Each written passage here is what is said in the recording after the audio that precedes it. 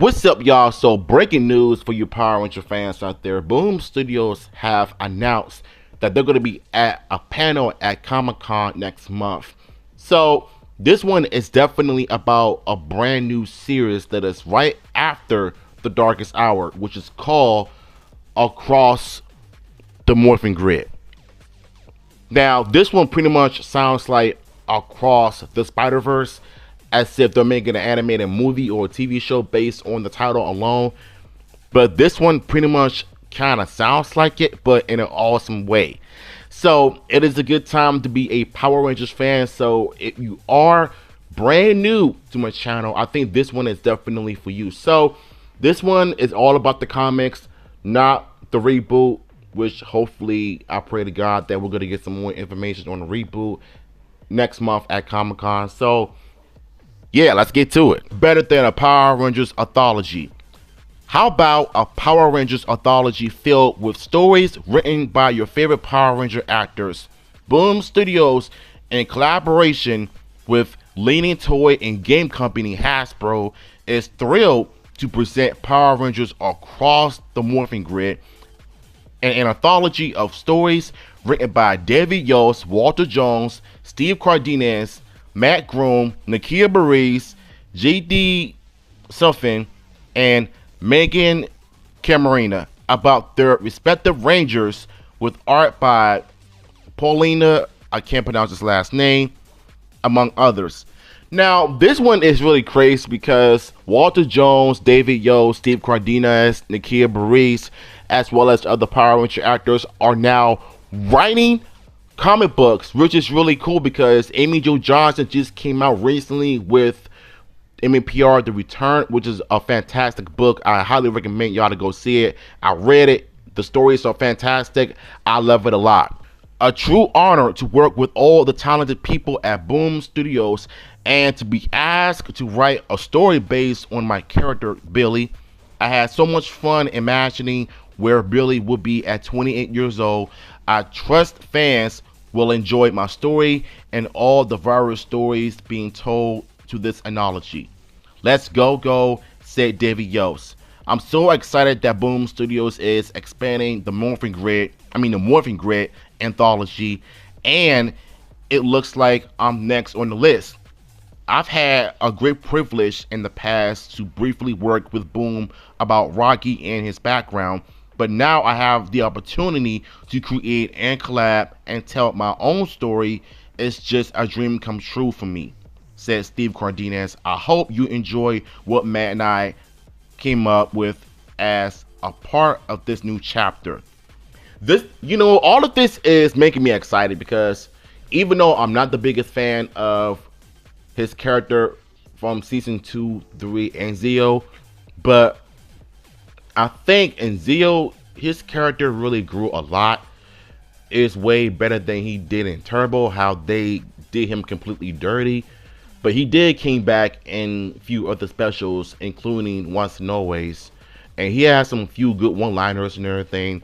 But I think, in my opinion, the comics did Rocky's character some justice. And I don't take back what I said. It's just my opinion. Whatever happened to Adam and Tanya, teased Nakia Burrese. As someone who, as a child, watched the first episode of Mighty Morphin Live, where it debuted, the Power Rangers have meant the world to me over 30 years. Boom continues to cherish their legacy and validate the fans with incredible stories and phenomenal art that these characters deserve, said J.D. Suffin.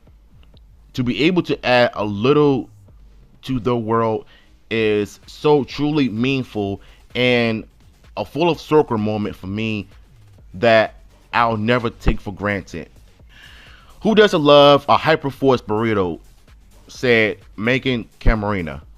Chloe's Chaos Kitchen has Chloe accompanied by Soa's chef Vesper cooking up some tasty and wild times.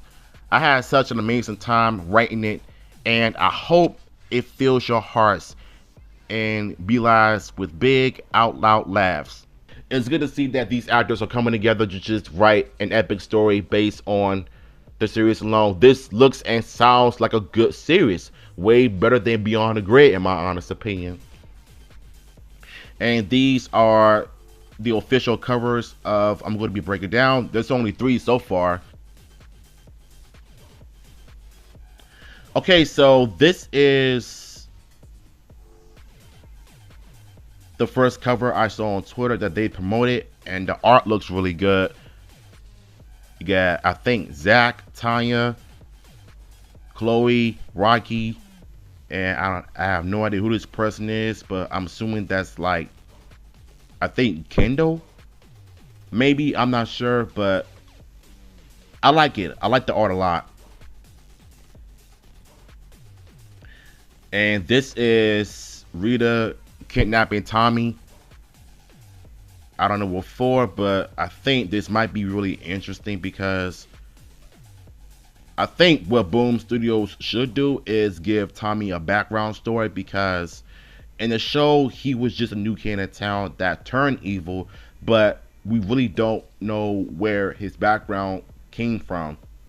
Like, did something happen to his parents, or does he have an uncle or something?